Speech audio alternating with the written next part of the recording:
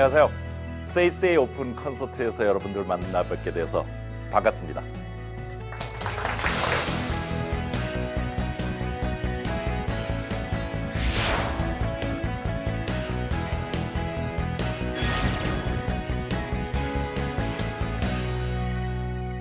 인공지능이란 얘기 참 많이 쓰이고 있죠. 아마도 우리한테 가장 큰 뇌리에 박혀 있는 게 알파고 사건이겠죠. 그다음에 IBM 왓슨, 또 터미네이터는 어때요? 아이로봇도 있고. 사실은 이러한 대단한 시스템만 생각하다 보니까 우리 사업적으로 하는 사람들한테 인공지능은 너무 부담스러운 일이 돼버렸어요. 근데 사실은 인공지능이라는 건 작은 기술들의 집단입니다. 내가 필요할 때마다 그 필요한 기술을 갖다 쓰면 되는 건데 내가 인공지능을 만들려고 하는 욕심 때문에 어려워지는 부분이에요. 그래서 제가 오늘 준비한 주제는 인공지능이 창출하는 사업 기회, 이 기회가 어떤 형태로 나오는지 그 힌트를 여러분들한테 드리려고 이 자리에 섰습니다.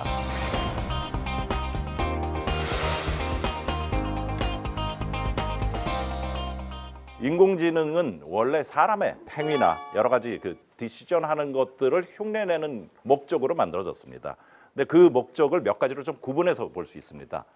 위에 있는 첫 번째, 지능적 자동화 기술이라는 표현을 썼어요. 자동화는 자동화인데 지능적, 즉 소프트웨어적으로 이루어졌기 때문에 얘가 계속 배워요. 시간이 갈수록 좋아지는 시스템입니다. 두 번째는 고도의 의사결정 기술. 알파고 생각하시면 돼요. 이세돌 이겼잖아요. 근데 최근은 알파고가 아니라 알파고 제로가 또 나왔죠. 이세돌 이긴 알파고 리를 100대 0으로 이겼어요. 그래서 이제 하산했습니다. 더 이상 할 일이 없어요. 그러니까 그런 형태로 전문가들이 해야 되는 역할들을 대행해 주는 겁니다. 그런데 AI가 힘들게 느끼는 거는 다 해야 돼요. 만병통치약에 해당되는 인공지능 시스템을 만들려고 하다 보니까 많은 사람들이 AI를 하려다가 중간에 포기하는 그런 일이 벌어지고 있는 겁니다. 마지막에 사람과 같은 상호작용을 하는, 그래서 내가 의사로서 진료의 전문가지만 가끔 농담 따먹기를 하더라도 대답해 주기를 기대하는, 만들기를 요구했던 사람뿐만이 아니라 그거를 쓰는 사람까지도 똑같은 기대를 갖고 있어요. 그러다 보니까 시작도 못하고 중간에 멈춰버리는 그런 일이 벌어집니다. 인공지능 사업이라는 얘기를 했었을 때 실제로 사업을 저 세 가지 딱 써놨어요. 인공지능 사업은 사실 몇 개 없어요. 다들 인공지능을 이용하는 사업이지 인공지능 사업은 아닙니다. 인공지능 사업이라고 얘기하면 첫 번째, 인공지능 스피커. 얘는 인공지능 기술의 백화점입니다. 모든 인공지능 기술이 들어가서 인터넷 세계에 있는 온갖 형태의 정보 또는 사용자가 원하는 행위를 할 수 있도록 도와주는 시스템이에요. 그러다 보니까 이 안에는 엄청나게 많은 인공지능 기술이 들어가고 있습니다. 그래서 조그만 업체들이 할 게 아니라 글로벌 업체들이 지금 다 나서서 인공지능 스피커를 만들고 있죠. 문제는 아직 말귀를 알아듣는 수준이 굉장히 떨어져요. 사투리 쓰면 정말 대책이 없는 그런 일들이 지금 벌어지고 있는 겁니다. 또 하나는 내가 모든 기술을 다 개발할 수는 없잖아요. 그러니까 많이 쓰이는 기술들은 좋은 기술을 가진 업체가 만들어서 사람들한테 유료로 쓸 수 있게끔 만들어줄 수 있어요. 플랫폼 비즈니스죠. 마지막에 있는 데이터 사업입니다. 이거는 기술 사업이 아니에요. 인공지능을 하기 위해서는 좋은 데이터를 갖다 줘야 얘가 잘 배우는데 데이터가 별로 없어요. 그래서 이 데이터를 어떻게 많이 만들어서 좋은 데이터로 만들어서 훈련시킬 수 있게끔 하느냐. 이것도 또 하나의 사업입니다. 마지막에 얘기하고 싶은 거는 이미 모든 사람이 알고 있는 레드오션에 인공지능 기술을 써서 남들하고 차별화를 시킬 수 있다면 레드오션을 블루오션화시키고 시장은 이미 있는 거잖아요. 확실한 승리가 되거든요. 오늘 사실은 제가 드리고 싶은 부분이 바로 인공지능이 이런 부분에서 강점이 있다는 얘기를 드리고 싶은 겁니다. 그래서 그 힌트의 첫 번째로 응용을 얘기했습니다. 여기서 말하는 응용이라는 거는 AI 기술을 개발하려고 하지 말고 그 기술을 여러분들의 시스템이나 여러분들의 서비스에 어떻게 활용할지, 적용할지 이거를 고민하라는 얘기입니다.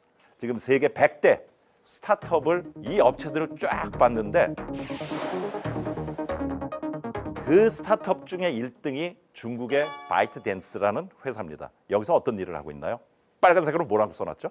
개인화된 뉴스 추천. 새로운 아이디어 아니죠. IMF 때 인터넷 붐이 일어났을 때 포털들 난리가 났었을 때 제일 먼저 하는 게 당신이 원하는 정보를 주겠습니다. 그런데 지금 이 시점에 그거를 하는 회사가 AI 100대 스타트업의 1등이에요. 새로운 아이디어가 아니라는 거예요. 다만 인공지능이 뭘 도와줬냐? 인공지능을 이용해서 조금 더 그 사람에 가깝게 나의 정보에 가깝게 거기에다가 시간과 장소까지 같이 고민을 한다면은 훨씬 더 정교하게 내가 필요로 하는 정보를 전달할 수 있겠죠. 바로 그런 AI적인 요소를 해줌으로써 기존에 있던 거고 야 그거 어차피 내가 원하지 않는 정보 쓰레기 정보 많이 들어오는데 얘는 제대로 맞추는데 그러니까 다 그걸 쓰는 거예요. 전체 100개의 기업을 그룹으로 나눠보니까 1등이 사이버 시큐리티예요. 아시겠지만 지금 보안 시장은 엄청난 싸움이 벌어지는 저가 경쟁이 벌어지는 시장이에요. 지금 하나씩 망하고 있어요. 그런데 AI 쪽을 보니까 11개 회사씩이나 되는 회사가 사이버 시큐리티 쪽을 가지고 세계 100대 기업에 들어가 있어요. AI가 이걸 가능하게 해준데 그 가능성의 가장 중요한 건 뭐냐면 지금까지는 아는 거를 알고리즘으로 처리했는데 AI가 들어가니까 아는 것 처리뿐만이 아니라 알지 못했던 바이러스가 생겼을 때 걔를 사전에 막거나 조치를 취할 수 있게끔 해주는 면역의 기능을 가져준다. 여러분들 그런 시스템을 제안한다면 내가 지금 안철수 바이러스 쓰고 있다고도 바꿀래. 쉽게 생각할 수 있겠죠. 바로 그런 영역입니다. 이거는 그 전에 작년도의 데이터입니다. 먼저 캐나다의 말루바라는 회사를 보면은 요 밑을 보세요. 불고기가 먹고 싶다 그랬더니 식당을 찾아주고 예약 절차를 해준다. 이거 특별한 일 아니에요. 여러분들 기대했던 얘기예요. 그런데 예전에는 이걸 개발해봤자 쓸데가 없었어요. 왜냐? 타이핑해가지고 포탈에서 이미 찾고 있다가 그때 자기가 원하는 거 쉽게 인풋하면 쉽게 아웃풋이 나왔기 때문에 이렇게 해줘봤자 귀찮은 거예요. 내가 원하는 거는 난 예약은 필요 없어 어딘지 알고만 싶었는데 그런데 지금은 어때요? 휴대폰 가지고 말로 하잖아요. 한번 대충 말해도 어떻게든 알아서 내가 원하는 걸 찾아주길 사람들이 바라기 시작했어요. 2번, 3번씩 질문하는 게 괴롭기 시작했거든요. 바로 그 부분을 치고 들어간 겁니다. 여기도 마찬가지예요.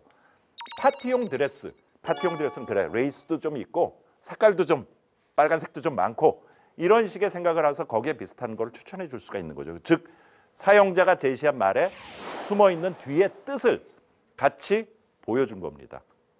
이거 역시 예전에는 키보드로 얼마든지 질의응답을 바꿔가면서 답을 구할 수 있었기 때문에 이 기능이 있어봤자 안 썼던 기능이지만 지금은 쓴다는 겁니다. 이 얼굴 표정 인식입니다. 저는 30년 전에 이미 사실은 제가 제스처 인식을 하느라고 손만 인식한 게 아니라 얼굴 표정 인식도 했었어요. 이 프로그램 짠 적도 있습니다. 근데 저는 이루고 있어요 지금. 그런데 이 회사는 세계 100대 기업에 들어가 있어요. 차이가 뭐냐? 기술이 아니라 응용이라는 부분입니다. 특히 광고 같은 경우는 TV 광고는 양방향이 아니기 때문에 광고 효과를 그 자리에서 못 봐요. 그런데 5개 광고에다 카메라 설치해놓고 지나가는 사람이 어떤 표정을 지었는지 이거를 볼 수 있다면은 광고의 효과를 가늠할 수 있겠죠. 바로 그런 목적으로 표정 인식을 쓰는 겁니다. 기술은 30년 전에 저도 만들었지만 그 만든 기술을 실제로 필요한 곳에 적용했다라는 사실이 중요했고 그 적용한 것만 가지고 세계 100대 AI 기업에 뽑힌 겁니다.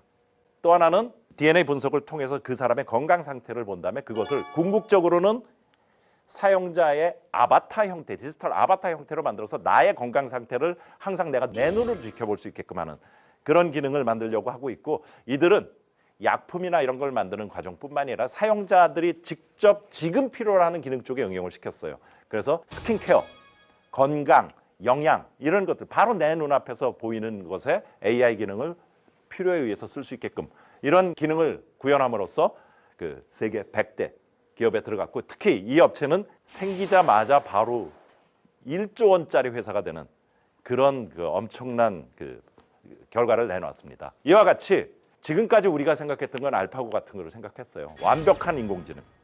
그런데 저는 1%짜리 인공지능에 대해서 얘기를 드리고자 합니다.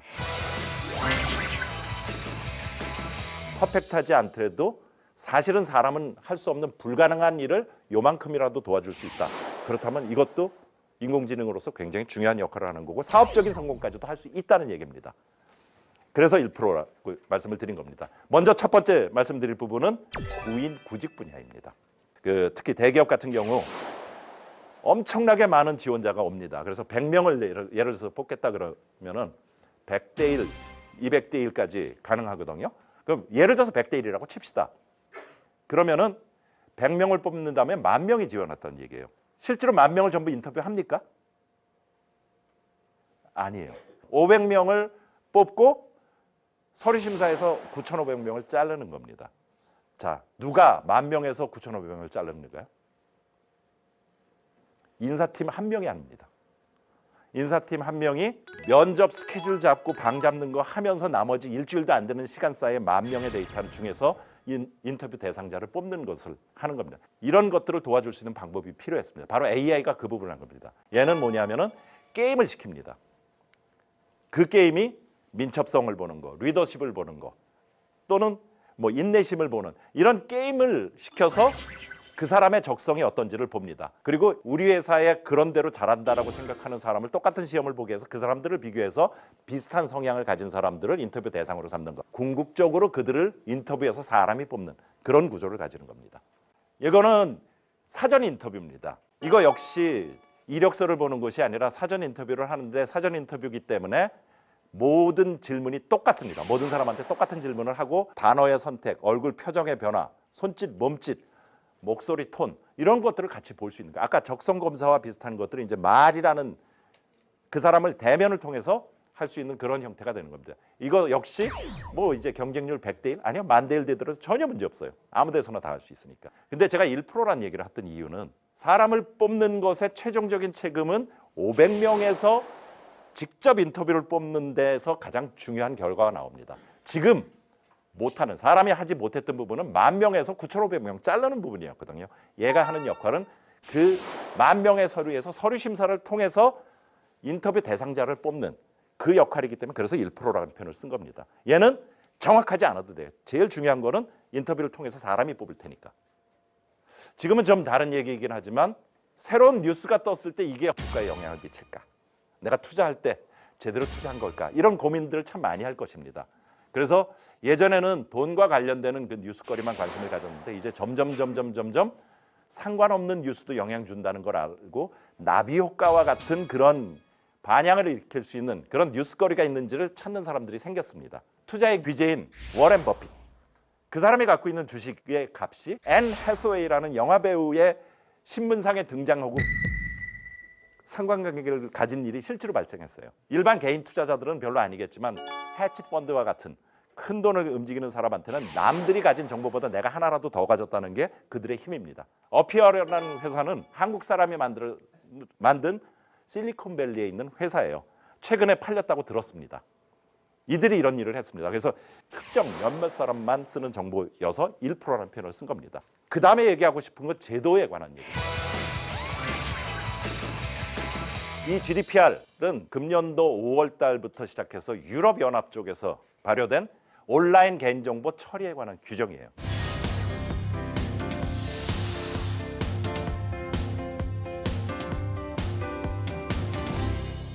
생각보다 무섭습니다. 여기 벌금을 보세요. 2천만 유로 이하의 벌금 또는 전 세계 매출의 4%까지를 벌금으로 낼 수 있어요. 구글이나 페이스북 같은 경우 굉장히 심각하게 이거에 대해서 고민하고 있습니다.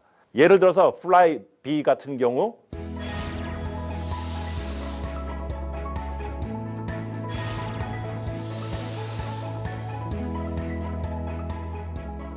개인정보를 보시면 이런 것들입니다. 우리가 생각하는 것뿐만이 아니라 인종, 민족 이런 문제까지 다 껴 있습니다. 거기에 권리는 동의, 여러분들 아시잖아요. 동의하시지 않으면 이제 못 쓰잖아요. 지금은 그럼에도 불구하고 동의 안 하고 쓰는 데가 있죠. 근데 그거에 이의를 걸면 저건 법적인 문제까지도 되게끔 돼 있는 게 GDPR이에요. 그다음에 접근 권리, 삭제 권리는 여러분들이 아시는 거예요. 잊혀질 권리. 그러니까 페이스북이나 구글 같은 데가 제일 힘들어하는 부분이 바로 이 부분입니다. 개인 입장에서 내 정보를 접근할 권리도 또한 보장해 놨어요. 그래서 내 관련된 정보를 나 보고 싶어. 내 정보가 어떻게 쓰이는지 하면은 무상으로 제공해 주고 적어도 한 달 이내에 그 정보를 줘야 됩니다. 실제로 인공지능이라는 입장에서 얘를 어떻게 대응하고 있는지를 한번 보여드리도록 하겠습니다. 첫 번째는 개인화 측면에서 보면 이제는 명확하게 동의를 받지 않은 정보를 못 쓰다 보니까 어쩌면 개인화시킬 수 있는 근거 데이터가 더 줄어들 거예요. 하지만 줄어든 만큼 개인화 정보를 필요로 하는 곳에서는 좀 더 정교한 데이터를 요구할 겁니다. 그거를 잘 분석해서 좀 더 선제적인 마케팅 이런 데 쓸 수 있고요. 두 번째는 특히나 CCTV 부분에 해당되는 겁니다. 내가 공공지역을 지나갔을 때 그 지역 지나간 근거 데이터 나 좀 주세요. 그러면 아까 마찬가지로 무상으로 한 달 이내에 줘야 돼요. 근데 그 CCTV 카메라를 운영하는 쪽에서 나라는 걸 어떻게 알아요? 온갖 사람들이 지나다니는데 이걸 어떻게 할 거냐가 고민이 되는 겁니다. 그런데 이거를 선제적으로 대응하기 위해서 업체가 나서기 시작했어요. 그 중에 하나가 SKT의 ADT 캡스 인수라는 부분. 이거는 제가 추론을 한 겁니다. 팩트로 누구도 확인해 준 건 아닙니다. 사실은 SK텔레콤 하면은 IT 쪽에서 첨단을 날리는 그런 회사지 않습니까? 그런데 ADT 캡스라는 건 어떤 회사죠? 출동 보완하는 업체예요. 그리고 그 시장은 1등 세컴, 2등 ADT 캡스, 3등 KT텔레콤 뭐 등등등 이어지고 있습니다. 그런데 SK텔레콤이 ADT 캡스를 인수했어요. 출동 보완을 하던 업체는 기술 회사가 아니기 때문에 얼굴 인식이나 이런 것들을 바로 적용하기가 쉽지가 않아요. 그런데 SK텔레콤은 여기저기 있는 게 얼굴 인식 시스템이에요. 그들은 연구원들이 엄청나게 많은 개발을 해놨거든요. 바로 접목시키기에 가장 빨리 할 수 있는 그런 회사이기도 합니다. 그래서 에디트 캡스의 카메라 시스템에서 들어오는 영상에서 얼굴 인식을 통해서 인덱스를 미리 해놨다가 달라 그러면 바로 줄 수 있게끔 해주는 그런 체계를 갖출 수 있기 때문에 아마도 했을 거라고 제가 추론해 보는 겁니다. 우리나라의 GDPR이 바로 비슷한 것이 제도가 만들어낸 그 즉시 누가 먼저 집어넣느냐에 따라 시장의 판도가 바뀔 수가 있는 거예요. 어쩌면 1등과 2등이 바뀔 수도 있겠죠. 또 하나는 알리바바 클라우드. 중국에서도 전인민 대표회의를 통해 가지고 개인정보 보호에 대한 규정이 생겼어요. 중국 인민에 대한 모든 개인적인 데이터는 중국 회사만 다룰 수 있답니다. 예를 들어서 삼성전자나 LG전자가 휴대폰 수출했을 때 애프터 서비스 하기 위해서 개인정보 갖고 있어야 되잖아요. 알리바바 클라우드가 바로 이 부분을 노려서 그들의 클라우드에다가 유사한 서비스를 만들어놨습니다. 당신네들 원하면 내가 대행해 줄게 하면서 국내에서 대기업 쫓아다니면서 영업을 하고 있어요. 지금 그런 형태가 벌어지고 있습니다. 마지막 요소는 인공지능 스피커입니다. 원래 인공지능 스피커는 가상 개인 비서 역할이라는 형태로 시작을 한 겁니다. 그러니까 사실은 개인 비서는 뭐예요? 내가 무슨 요구를 하든 간에 다 들어줘야 돼요. 그러니까 만병통치약이 맞습니다. 문제는 지금 현재 나오는 기술이 그 문제를 다 해결하지 못하고 있거든요. 뭐든지 물어봐도 되고 내가 무슨 말을 하든 다 알아들어야 되는데 실제로 그렇지 못하다는 겁니다. 저는 네이버에도 있었기 때문에 서비스 기획이라는 부분에 많은 고민을 해봤는데 서비스 기획에서 사람을 이렇게 끌어들이는 매력 중에 하나가 이 세렌디피티라는 말이 있습니다. 우연한 발견이라는 말을 써요. 만약에 통신사업자가 AI 스피커를 주고 VOD 이거 가지고 씁니다. 하는데 가끔 야 내가 지금 회사 출근하려고 그러는데 버스가 몇 시에 와? 그런 기능이 있거든요. 실제로. 이게 되네? 라고 만약에 몰랐다가 받아들인다면 굉장히 좋은 감정을 갖게 됩니다. 그래서 좀 더 충성도 높은 고객이 됩니다. 그걸 세렌디피티라고 얘기해요. 즉 이런 긍정적으로 사용자가 지속적으로 쓸 수 있는 기회가 있었음에도 불구하고 모든 게 됩니다라고 기대를 너무 크게 만들어버리는 바람에 오히려 사용자부터 멀어지는 그런 일이 지금 벌어진 겁니다. 아마존은 처음에 AI 스피커를 내밀 때도 AI 스피커란 말을 안 썼습니다. 당신이 쇼핑할 때 휴대폰 가지고 하고 버튼 눌러서 하는데 말로 해도 돼요. 그런 시스템이 되다 보니까 사용자들이 굉장히 가깝게 다가가서 잘 쓴 거예요. 특히 얘가 했던 개념 중에 하나가 슬롯이라는 말이 있는데 이거는 여러분들이 만약에 챗봇이나 사람들하고 대화할 때 한다면 좋은 개념입니다. 물건을 산다 그러면 물건을 살 때 필요한 몇 가지 변수들이 있죠. 신발을 산다 그러면 색깔, 크기, 남녀 뭐 등등등 있잖아요. 이것들을 슬롯이라고 정해놓고 대화를 하면서 이거를 채우는 걸 목적으로 만들어버리면 가끔 농담 따먹기 해서 삼천포 갔다가도 다시 돌아오잖아요. 근데 만약에 말을 이해하면서 간다면 삼천포 쫓아다니잖아요.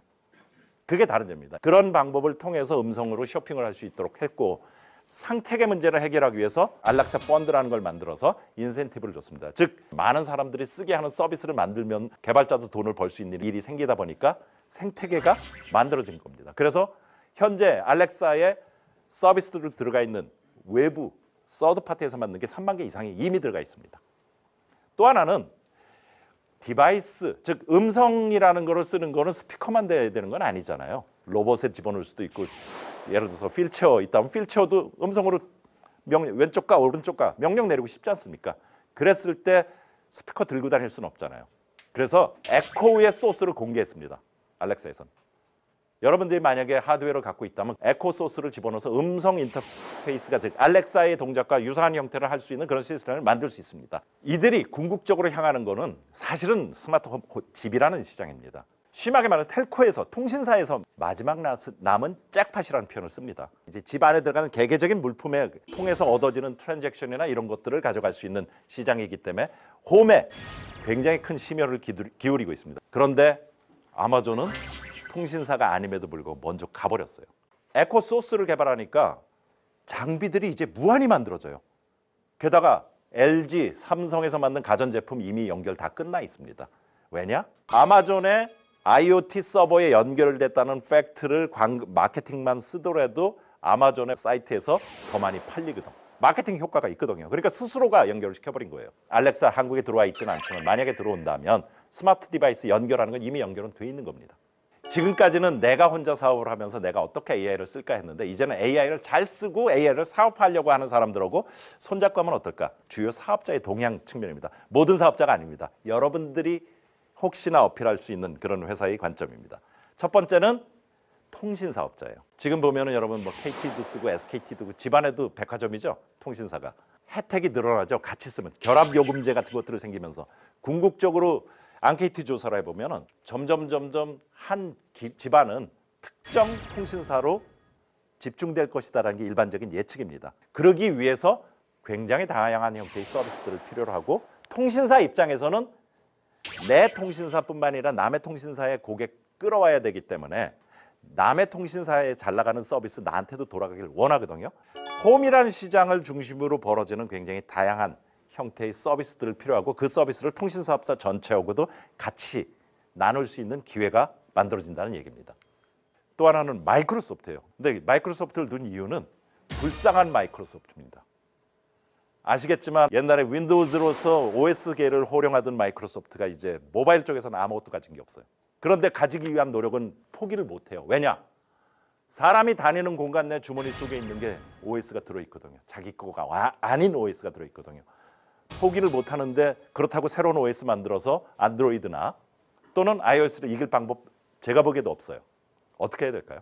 만약에 마이크로소프트가 통신사하고 손잡는다면 아직까지는 크게 시작은 안 했지만 통신사하고 손잡는 방법이 없다면 사용자가 이동하는 공간 내에서 그들의 정보를 취할 방법이 없어요. 그러니까 그런 시도를 할 가능성이 높습니다. 그리고 여러분과 같이 서비스나 기술을 만드는 업체 입장에서도 내 좋은 기술이 있으면 누가 살까? 팔려고 갈 때 구글이나 애플 또는 알렉사가 되면 아마존 같은 데를 갈 거예요. 그런데 걔네들은 워낙 그런 러브콜을 많이 받기 때문에 사실은 굉장히 짭니다. 근데 마이크로소프트는 얘네들 뭐 별 볼 일 없잖아 해서 별로 찾아가는 사람도 없게 돼버렸어요. 이제 마이크로소프트하고 한번 딜해보세요. 좋은 조건에 딜할 수 있을 기회가 생길 겁니다. 그 마지막 얘기로는 이제 아마존과 알리바바 쇼핑에 대한 얘기입니다. 매출액 기준으로 얘기했었을 때 아마존이 알리바바의 한 8배쯤 됩니다. 그런데 영업이익으로 얘기하면 알리바바가 아마존의 10배쯤 돼요. 근데 이미 땅 따먹기는 대부분 끝나 있거든요. 글로벌에서는 아마존이 훨씬 유리한 구도를 가지고 있고 알리바바는 이제 시작하면서 동남아권이라든지 이런 데를 노리고 있는데 중국을 뺀 그 다음에서 큰 시장이 어디죠? 인도라는 시장입니다. 바로 이 인도라는 시장이 아직 무주공산입니다. 여기서 본격적으로 알리바바와 아마존의 싸움이 지금부터 시작합니다. 여기서는 절대 포기 안 하겠다고 둘 다 치킨 게임을 이미 선언한 상태예요. 만약에 여러분이 쇼핑과 관련된 요만큼이라도 뭔가 관련된 거 있다면 인도 시장은 건드려보세요. 나쁘지 않을 겁니다. 아까 제가 SK텔레콤과 ADT 캡스의 관계를 제가 상상을 했듯이 한번 비슷한 상상을 한번 해봤습니다. 이 인도 시장에 대해서 어부지리의 상황에 대해서 만약에 삼성이 거기서 인도의 시장에서 폰 시장에서 만약에 1등을 한다. 그러면은 삼성폰에는 뭐가 들어있죠? 삼성페이가 들어있어요. 즉 사용자의 손에 들이는 그곳에 거래에 지불을 할 수 있는 수단 요소가 들어있으니까 적어도 이 싸움에서는 누가 쟤를 손잡을까라는 것이 결코 손해볼 이유가 없는 좋은 자리거든요. 어떻게 될지 모르겠습니다. 하지만 그런 식의 상상도 가능한 것이 지금 벌어지고 있는 겁니다. 여러분들은 지금 사업을 하신다 그랬을 때 특히 인도 쪽에서 벌어지는 일은 좀 귀를 쫑긋하십시오. 요거와 관련돼서 마지막 얘기를 비디오로 준비했는데요. 알리바바가 그들의 온라인 투 오프라인 O2O 시장의 확장을 위해서 준비한 겁니다. 그래서 그걸 보여드리도록 하겠습니다.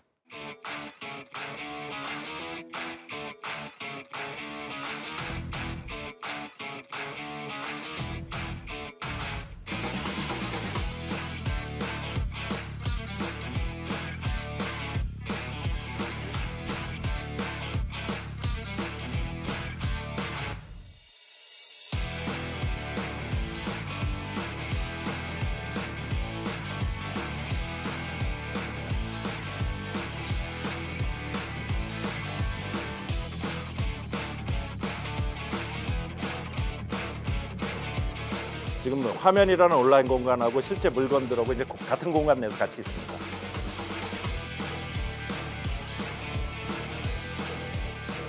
물건을 들면 그거에 대한 정보들을 같이 온라인상에서 보여주고요.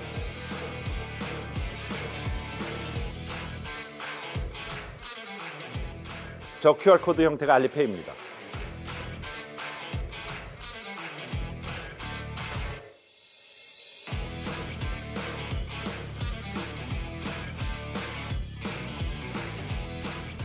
페이하러 가는 도중인데 저 물건을 페이한 후에 가져갈 수도 있고 안 가져갈 수도 있습니다. 안 가져가면 배달이 됩니다. 자, 이제 얼굴을 들이밀게 만드는 겁니다. 들이밀면서 웃어요. 저걸 저렇게 편하게 만들 수 있도록 이제 아바타하고 결합을 시켜버린 겁니다. 그래서 내 위치 확인부터 시작해서 다른 사람 위치 확인 같이 할 수 있고 게임도 할 수 있어요. 그러다 보니까 얼굴 들이밀는 게 이상하지 않은, 그래서 자주 들이밀 수 있게끔 만들어 놨다는 것이 이제 이쪽에서 주는 부분입니다.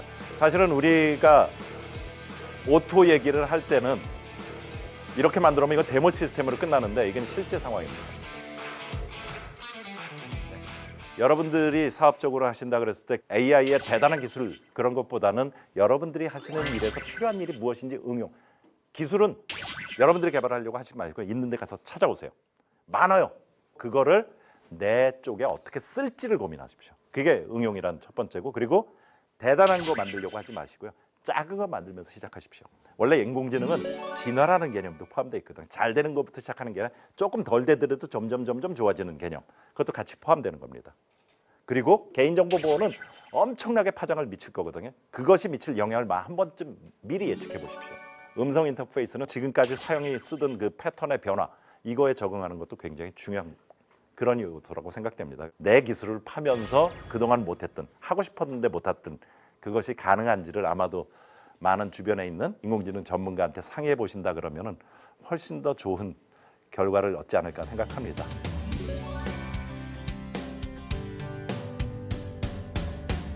그 IT 그 소프트웨어 그 전시장에 갔더니 대다수가 아까 교수님께서 말씀하신 그 얼굴 인식, 신체 인식의 데이터를 하고 있더라고요. 제 얼굴을 센싱하니까 뭐 젊은 사람 여자로도 센싱이 되고 어떨 땐 뭐 남자로도 막 센싱이 되고 막 이러더라고요.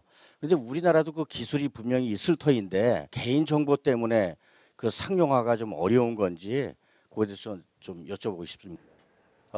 사실은 데이터 부분이 제일 큰 건 맞습니다. 지금 현재 국내에 있는 어떤 업체도 그 중국에 얼굴 인식 수출하는 회사가 있어요. 우리나라도 있습니다. 다만 데이터를 모으는 게 중요한 게 아닙니다. 좋은 데이터를 모으는 게 중요한 겁니다. 얼굴 사진에다가 표시를 해줘야 돼요. 여긴 귀고 여긴 눈이고 코고 이런 표시를 잘 해. 그걸 레이블링이라고 얘기하거든요.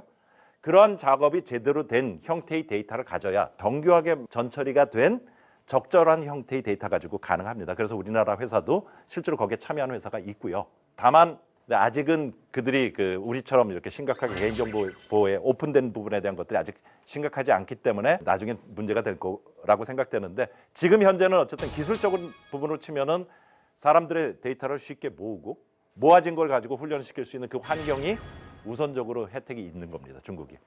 이상으로 세이세이 오픈 콘서트 이연규 편을 마치도록 하겠습니다. 감사합니다.